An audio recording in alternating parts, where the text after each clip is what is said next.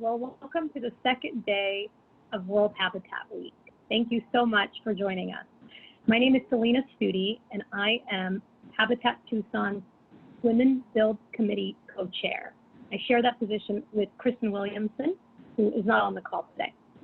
A few technical rundowns I just want to review this afternoon is we will be monitoring the chat box, so feel free to enter some comments or questions in there. We are muting everyone on the call. And then, of course, also anybody that has sound, we're going to log off of any distractions or programs that might cause some of that. So we'll do that too. If you get a moment, we want everyone to get sort of the full effect of the call or this virtual event. You can actually click on your gallery view and you can get your full experience and see everyone on the call now. If you want to do that, yay, there we go. Awesome. All right, so I'll click out of that, speaker view. Okay, very cool. So thank you for joining our virtual conversation. So the United Nations has designated this time to recognize the international need for everyone to have decent shelter. And for over 20 years, hundreds of women volunteers have come together for World Habitat Days to build homes, communities, and hope. It is an incredible accomplishment to start the day on a dirt lot and end with helping a family build their home. So I want to talk about the reason I participate, and I think some of you have heard this story before, and I really love telling this story. So in 2015, I quit my career in hotels. I had been doing it for 15 years. It was the only thing I knew, but I wanted to go back to school. I wanted to get my piece of paper, and I wanted to do that. So I quit my career in 2015. I went back to the University of Arizona. I had two kids. I had a 6-year-old, a 2-year-old. I was working a full-time job. I had just happened to get a new job, and I was taking a crazy amount of credits. I have no idea how I did all of that, but two things I knew for sure. One, I wanted my piece of paper. Two, I wanted to find a way to contribute my time to a nonprofit organization through an internship. And I was very fortunate. I spoke to a counselor there and got in touch with someone who worked for Habitat for Humanity. So I got a wonderful opportunity in their home services department. And it was a little bit crazy because at the time, I was also working for a mortgage company, and it was similar to what I was already doing in my job. And so it was just a perfect fit.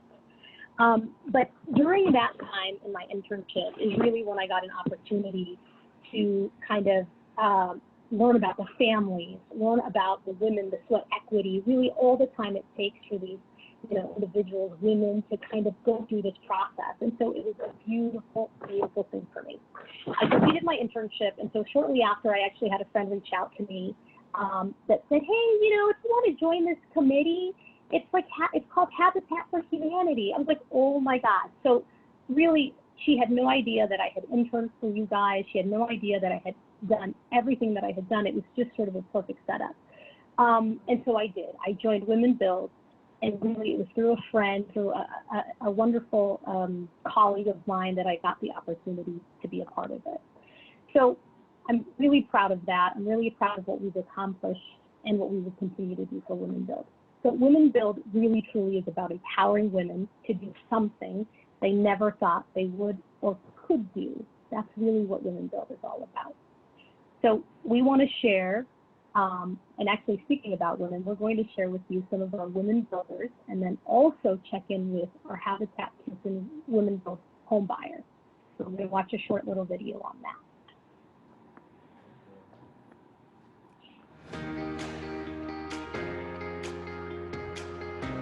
Women should be a huge part of Habitat for Humanity Tucson. Women bring a unique perspective to the needs of families and children. They bring a unique perspective to decision making, and they bring a unique viewpoint to what our community needs are. And that is both as home builders and as board members and as volunteers. Just watching and seeing how we all get together, it's like, yeah, go women, right? I just felt very proud, and included, part of a huge family. Just being a woman or a mother, or even if you're not a mother, just what you bring to the table as a woman is primarily, I think, compassion. We're detail-oriented, very giving. Women involved in these, we bring so much to the table. Yeah, I think everyone, regardless of gender or anything like that, should learn how to like use a hammer or maybe even like paint some walls, because those are skills that you can use to change your life and to like help keep your home if you already have one, or build one if you don't. I would say if you want to volunteer, start with Habitat for Humanity, because what you're doing here affects thousands and thousands of lives, and it'll last for years. So your legacy will be here. That brick that you laid in that house, you can come back 40 years, you can still see that house and you can still recognize that brick that you laid. I said, that's leaving a legacy. So it wasn't just me giving, but it was the organization giving back to me. And through this process, I gained mentors, I gained opportunities, I gained experiences that I never would have had otherwise. And so in some ways, that shift of thinking about what is service and serving others, it's a mutual opportunity. It was the most profound experience. I think there's a stigma of only men can build houses. And to see all these strong women of all different ages come together and us build from the foundation and put up the walls and on the roof and everything is just phenomenal. You know, there's that stigma that, you know, women can't do certain jobs, but Women Build proves that women can do it just as much and just as well. I know so many women that come out to the build site and all they've ever done is hammer in a picture nail. And you should see them by the end of the first day. They can swing a hammer. And I'll squeeze it in. And it does so much for your self-confidence. A lot of people don't know what to do. Numbers, I'll just say, and getting involved with an organization like Habitat shows you what you can do and what you can mean, and that you are important in society. So I think that's why women should be involved.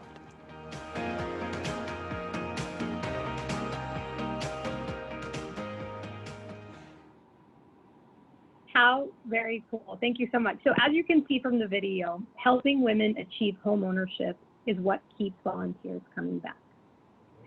This includes Habitat Tucson CEO T. Van Hook, who will be joining us in a minute.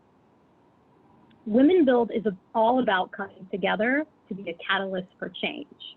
And speaking of change, as women, we're incredible at adapting to change, and today is no exception. So Amalia, who was supposed to join us, Amalia Luxardo from the Women's Foundation of Southern Arizona, had a change of plans today. She, I think, is going to have a baby. So she said, I better send somebody else. So she did send a seasoned professional, Desiree, in her absence. So Desiree, thank you so much for being here. Our second expert, City of Tucson Housing and Community Development Director, Liz Moralez, also juggles a huge amount of duties. Late yesterday, she was informed that she had urgent duties with the city and would not be able to join us. Thank you so much, Liz, for always contributing your time. As women, we do what we do. We improvise, we work together, and we come up with a new plan. So we are thrilled to introduce three incredible experts to share in this conversation of empowering women and making a difference for low-income families. So without further ado, Camille Perez will be our moderator today. Camille is a board member and advocacy chair for Habitat Central Arizona. In this role, she oversees advocacy efforts for all affiliates in Arizona.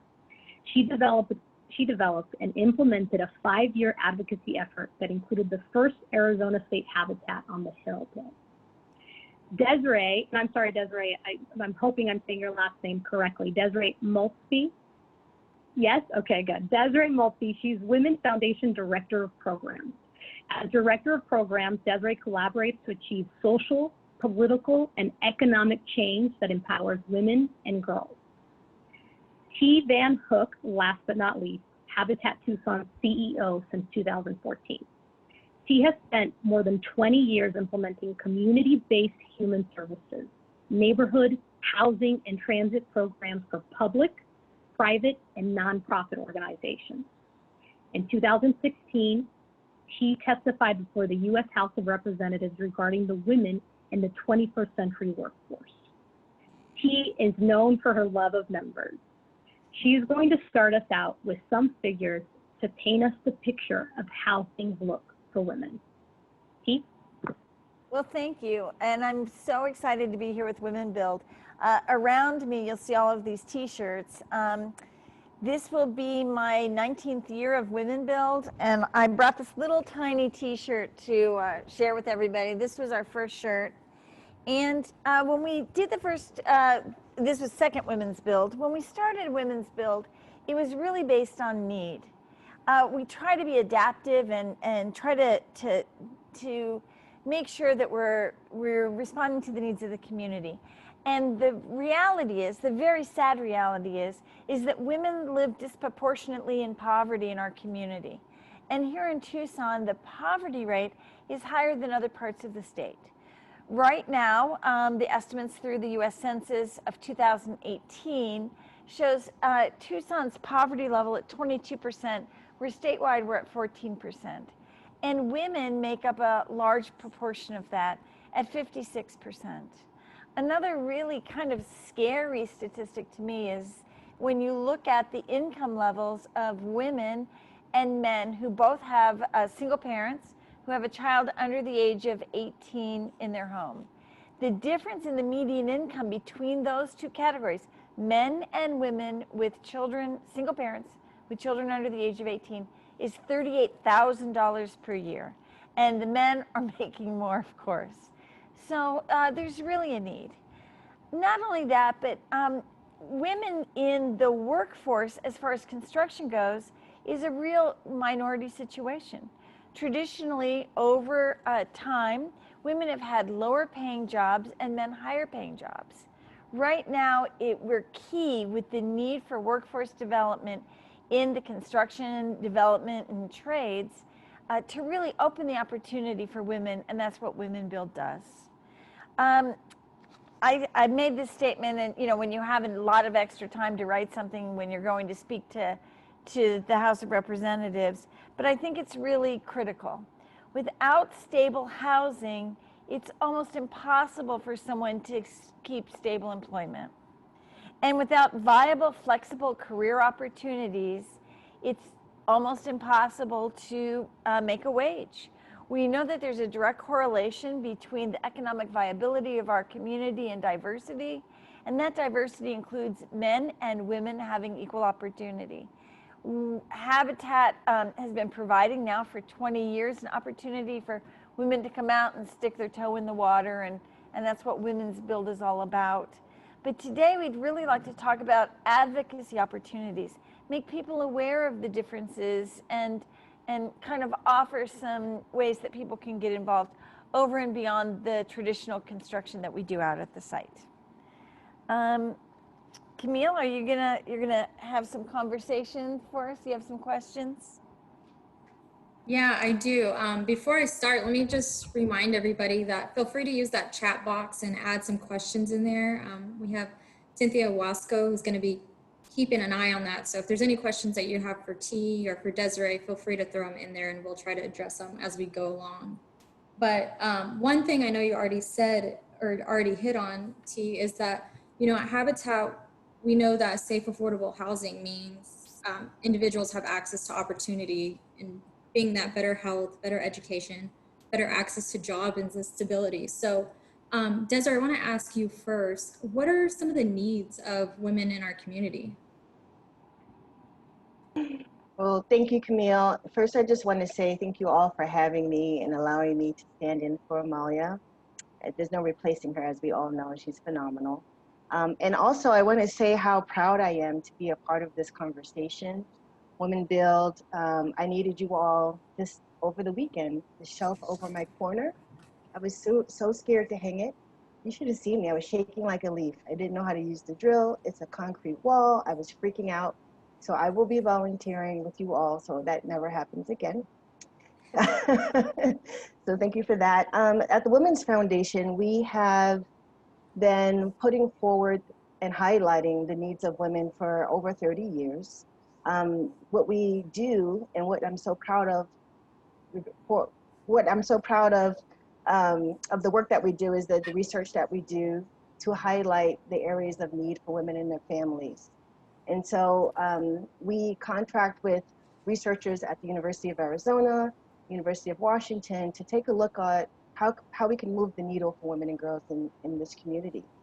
And so housing and affordable housing is one of the biggest challenges that we are finding for the women that we serve in some of our programs and leadership programs that we offer. One of them being single pathways for single moms. And our mission is to introduce or have women envision themselves doing careers that are non-traditional careers in technical education. And so with that, a lot of these women are in marginalized situations, whether it be income, marital status, healthcare. And so we wrote a paper. The Women's Foundation put forward a paper to the governor's office asking him to consider and look at and pay attention to all of the families that are facing evictions. And what we found was that this was in June that this paper was submitted, but 6,000 families were in the queue for support around eviction prevention. And that is probably a quite smaller number than what actually was reported, because a lot of families leave the premises by the 5th day based on the research that was been done. And so we wanted to highlight that. The other fact that we wanted to highlight for the governor was that for every nonprofit, there are approximately 700 families that need financial assistance to avoid eviction and homelessness. And so we put this out ahead of the governor's eviction moratorium that was supposed to end in October, I believe it is, where the CDC has now put forward their moratorium, which ends in December. So I'll stop there because I can't keep going on and on.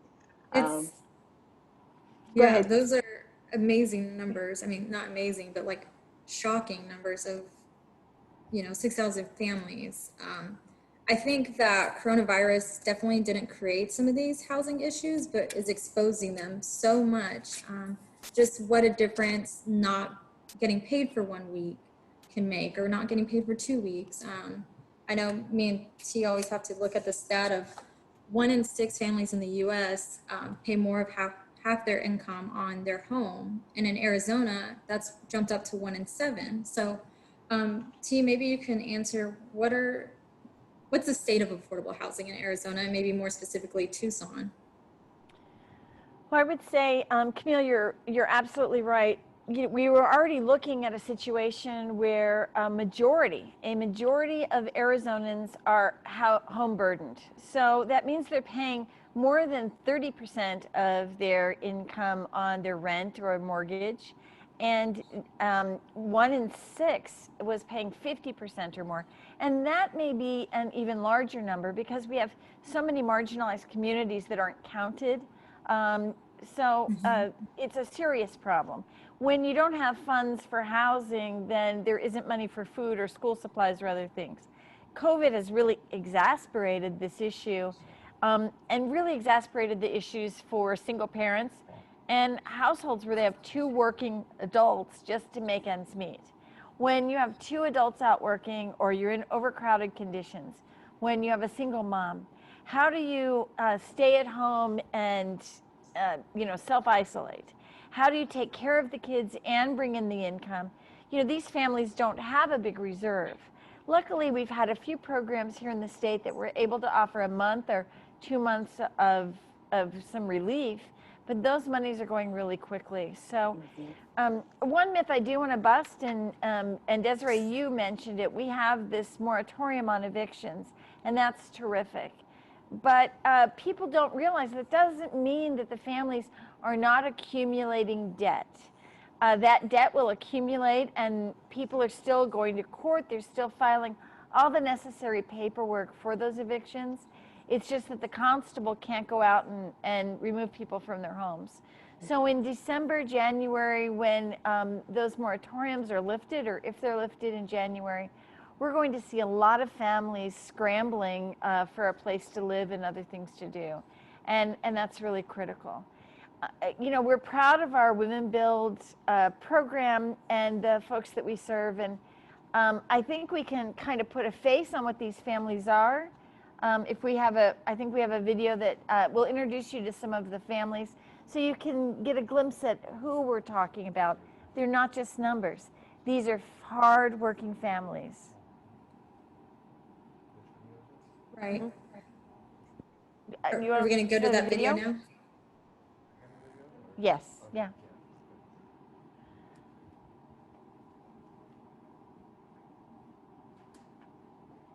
I am really excited to be the next Women's Build home buyer. I would like to thank all the donors, volunteers, and Habitat for this amazing opportunity. That's okay. We're good.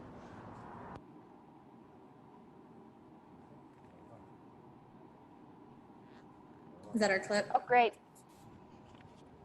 Camille? Okay, so maybe Desiree, this can be more directed to you, but you know, we talk about, T's kind of hit on some of these cost burdens of like a childcare and being stuck at home during COVID. But what does the cost burden of housing look like specifically for women? Is there something that you guys are seeing at the Women's Foundation? Yeah, in the research that we did in 2018 to establish the self-sufficiency standard, we found that housing costs took up 3/4 of a single person's household income. And so to balance that against childcare and other resources that T mentioned is extremely challenging. So it looks like, based on what we've done for our research for this current COVID-19 crisis, $14.28 million in funding for housing assistance would be needed once the moratorium expires. That is a huge chunk of cash. Wow. Luckily, there's some CARES Act money that is being distributed through several nonprofit organizations for landlords and tenants to access to put a stop to the evictions that, well, before the evictions filings get ordered. And I can talk more about that as we go through the program so that people can hear how to get access to that resource. But that's what I would say. It's a excruciatingly high amount of impact for single families, single parent households, and dual income sometimes. Right. So women face challenges that make it more difficult to access housing.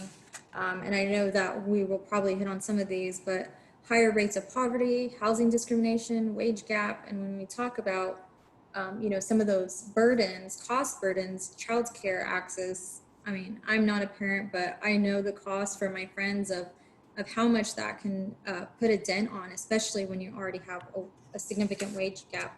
So T, what are some of the barriers to women having access to those needs? Well, I can start by telling you that home ownership rates among women, only 17% of the homeowners in this country are women.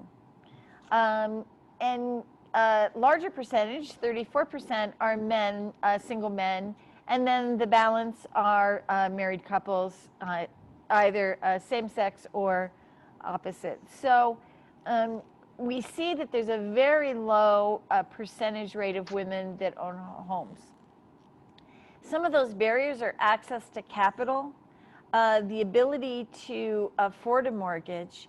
You know, women's positions, jobs, if we look across the market, that have been traditionally women pay much lower than jobs that are traditionally male.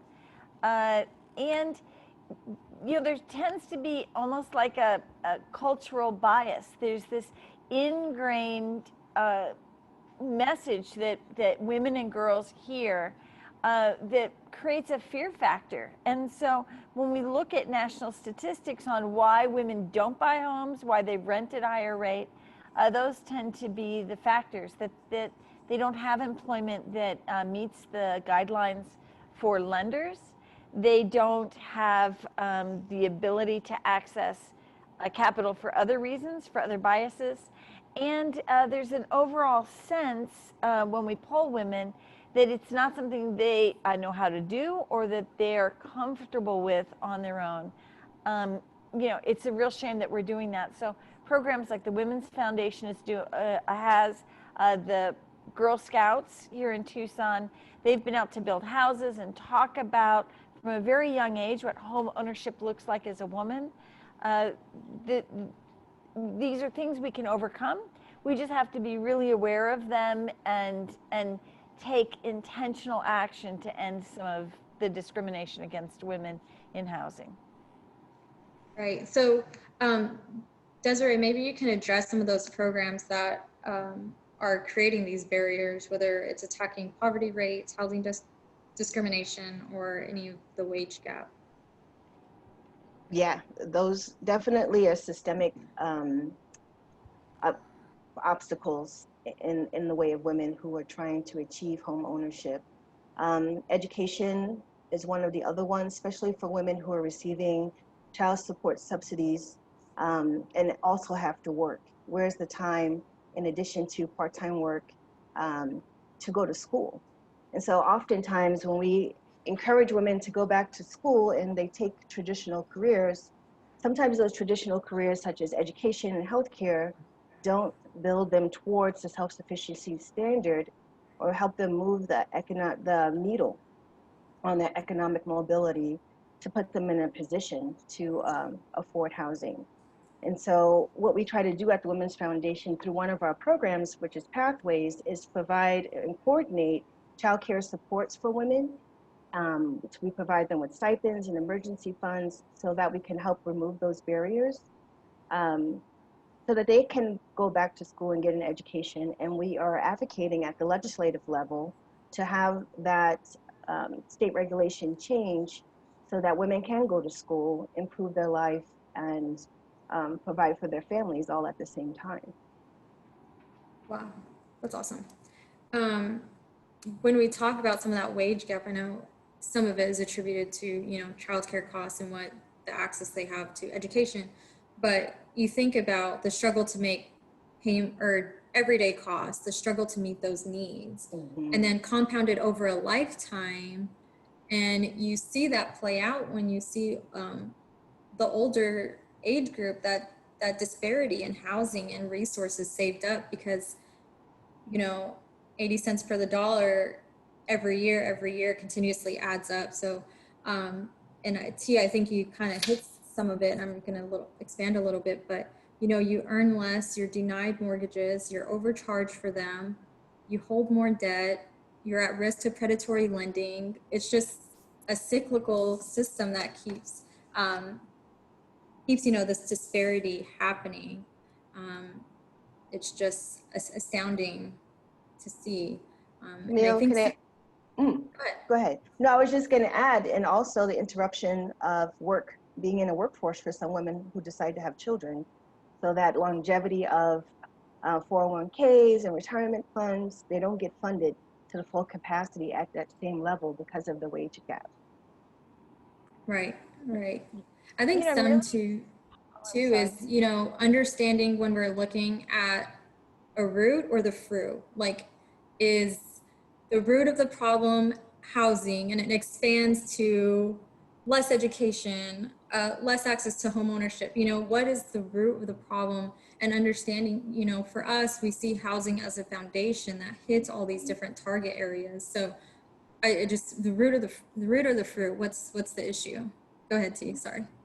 Well, no, please. I love where this conversation is going. When I was in Congress, there was a representative from the Social Security Administration, and they gave an example of two individuals, a male and a female, each at the same level in their job when they start out. And it was law students or lawyers that they used as the example. Both top in their class, both went to work for a top law firm. The woman took 2 12-week periods away from work to have 2 children. The lost wages that went to Social Security during those 24 weeks, plus the opportunities to get a case or do other things, allowed the other law partner, who was male, to promote ahead of her. When the Social Security Administration ran all of the numbers, it came out to a large disparity, hundreds of thousands of dollars in retirement savings. So if we take that and we look at the housing along the entire continuum, we've talked a lot about working women and single moms. But if we go towards the end of the continuum, closer to where I am, and we look at folks approaching retirement age, and the amount of money with inflation and other things that would need to be saved, we're really seeing what they call the silver tsunami. Women who may own their homes and have retirement, but the retirement doesn't match that of their male counterparts, and they're not really able to keep up on the maintenance of their home and other things that are critical. And that's where the need of home repair and other things happen for elderly women. It's not that they didn't plan well, it's not that they didn't work as hard, it's that the system was set up so that they weren't able to pay as much into retirement or Social Security. And so at the end of life, we see women falling into poverty again because their retirement savings is lower than their male counterparts. Right.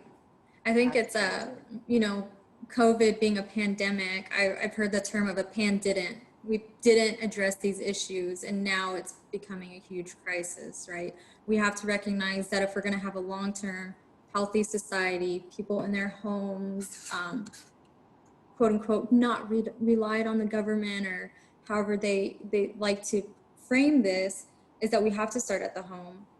So what are some of the best ways for women, but also men, to make a difference on these issues? Desiree or T, whoever wants to tackle that first. Well, I want to start by saying women getting involved with Habitat for Humanity to overcome the fear of not knowing how to do a thing. To T's point, that's the exact reason my grandmother and my mother didn't own a home, because they didn't want to be back in poverty at the end of their life where they don't have the income to support the sustainability of their homes. And so I think talking to our children and showing them that we can do it and we can learn, and they can learn too. So that 2-generational approach, I think, is huge in teaching children about the resources of money, how to use money, how to leverage it, how to save it, and not from the stereotypical perspective of how we create this story around people in poverty. And we need to change that narrative of what that looks like. And I think COVID is a really great opportunity for people who, for the first time, are asking for support and needing help from all different kinds of resources where they thought they would never find themselves there. So how can we change that story about who are these people in poverty and the help that they need? Because they're us, and we are all of them. And we need to work together to support each other and see each other as humans. All right, off my soapbox.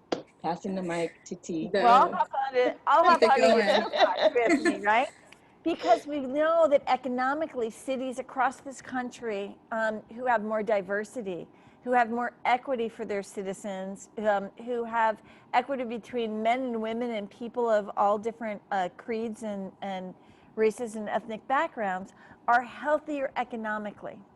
So when we look at the need to have these conversations, to bring out to the public, to what I call put additional resources where fewer resources were in the past, we can start making the improvements that we need in our community.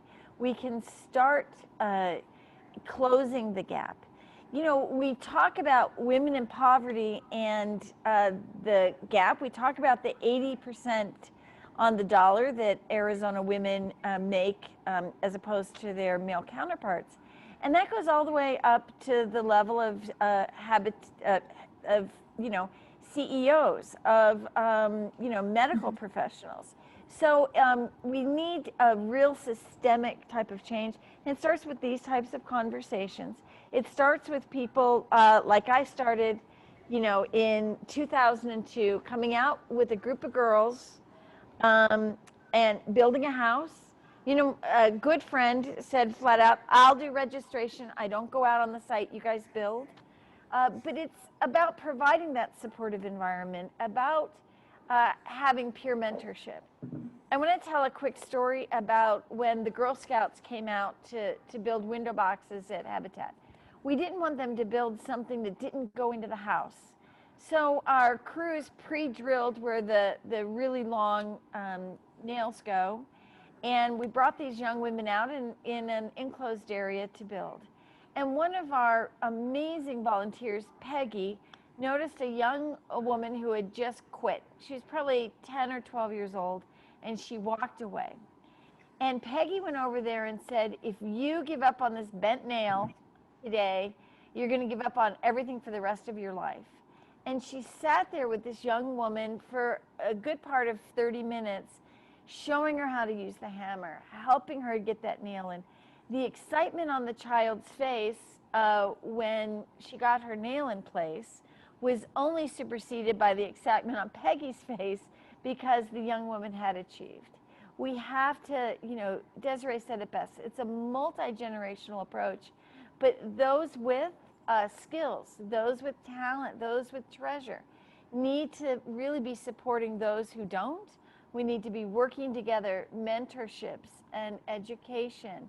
And, you know, we call it a good old boy network. Well, we need a good old girl network.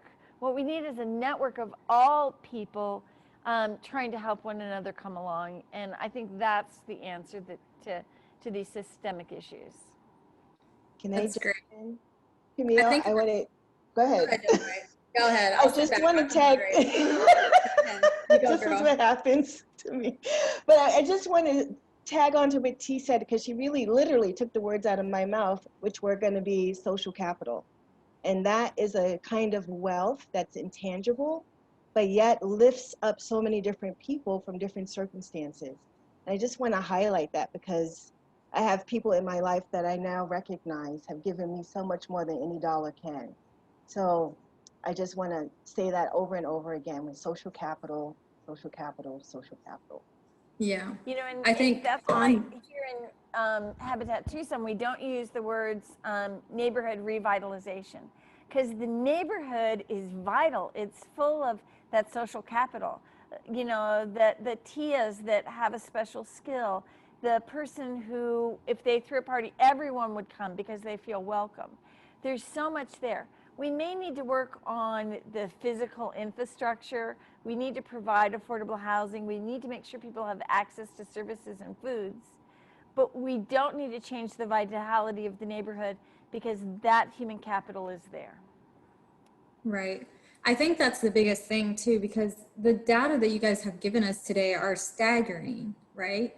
So we can yell it from the rooftops and it's still just doesn't seem to be listened to. But so we make it personable. We tell these stories, and that's, I know it's a little bit, education's a little bit different from advocacy, but that's what's going to get people's attention on this crisis. To your story about like that volunteer working with the young girl, I think about when I first started volunteering on the job site, it was all men. And then I joined the team, so it was the only female, and we became the only team with more women than men because it was an inviting space, because they saw somebody in that role. So, and then what you were saying about social capital is I met T in DC this past February, and that's the only reason I'm up on here, because she sees other women and comes out and says, how can I help you get a platform? How can we make this a talkable point? So I appreciate you, T, bringing me on for this. Desiree, before we move on, you know, I appreciate your insight and coming on last minute and bringing your expertise to this and just your overall vibe. I love it all. Do you have anything else that you want to leave us with?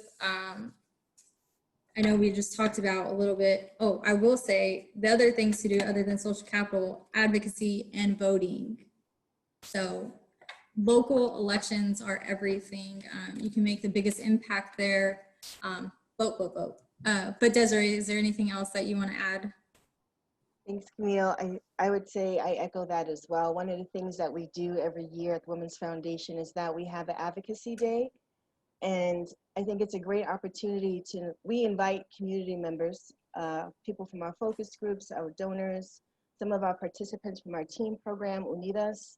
They come and they speak to state legislators to let them know the importance of the bill we have forward on the floor.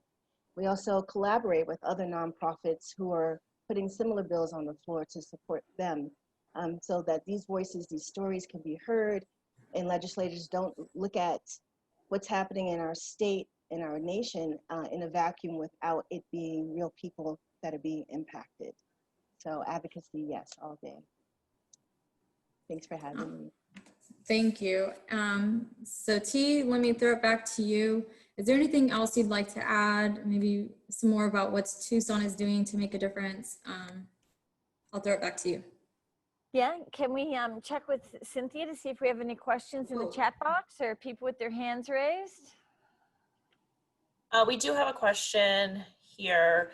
How is the lack of childcare during COVID impacting economics for women?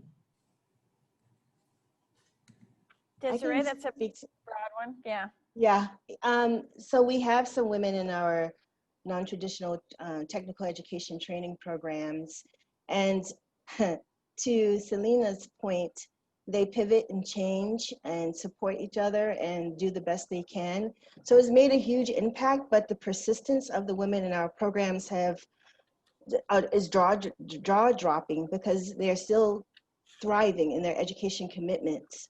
And we wouldn't have predicted that they would be able to continue without the childcare. So some families have elected to send their children to childcare facilities because they just needed to. But a lot of them have elected to keep their children home. And the education format switched over to an asynchronous format, which made it so that women can do their schoolwork around the hours that were best serving them and their families. I hope that answered the question. You know, I would go back to the statement I made earlier that without stable housing, we cannot have stability in the workplace. And without viable, flexible options, career paths, we aren't anywhere.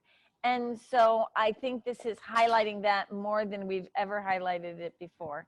And so, absolutely. Well, Cynthia, any other questions?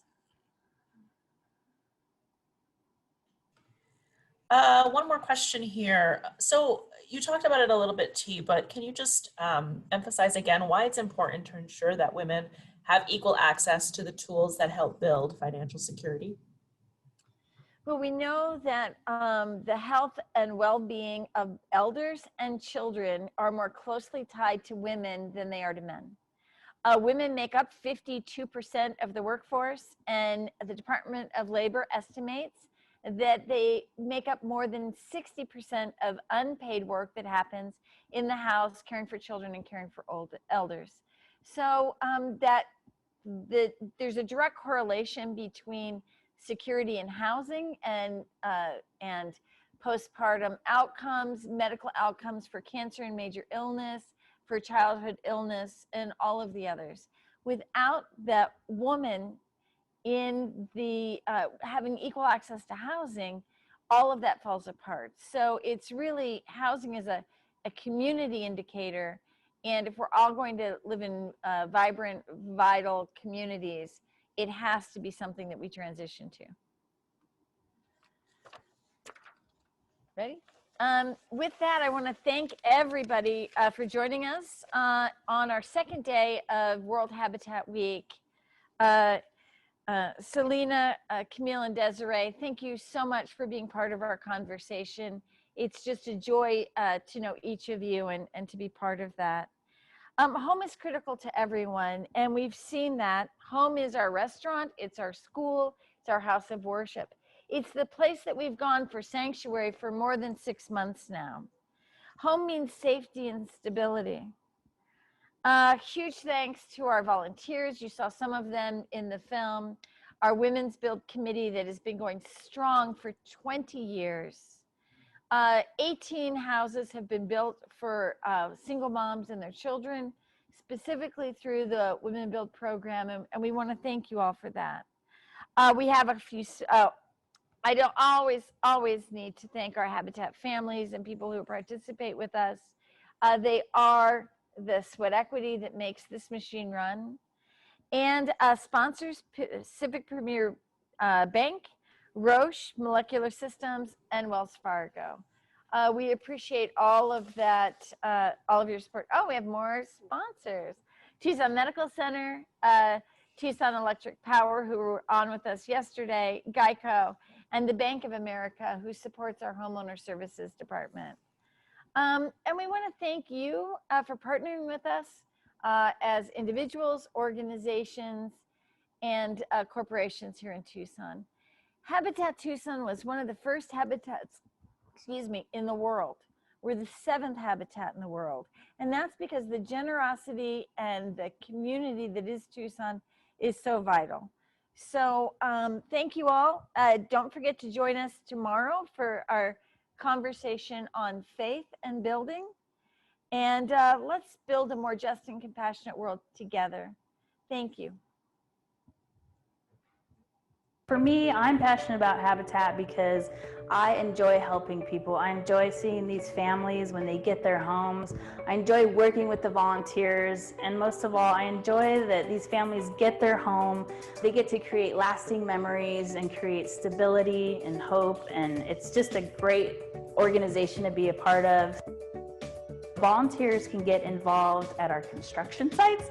You can help us at our Habit store. You can become a family partner, which is someone who mentors our family on their journey to home ownership. You can help us with admin, data entry. You can shop at our Habit store. You can do all kinds of different things. Come to our events, join our events as a corporate group or a youth group or a faith group or an intern. Any of that, you guys can come join us. We have tons of opportunities at Habitat. Also, if you're not able to physically volunteer with us, there's other ways that you can get involved. You can lend your time, talents, and treasures. You can donate to our Habit store. You can even talk to your neighbors about how to get involved with Habitat, or tell them about all the great programs that we have to offer. So we definitely look forward to having you out. And as any Habitat volunteer knows, or as any volunteer Habitat has ever told you, what you're doing, you're putting your time and talents and your skills to good work. So join us today. We would love to have you.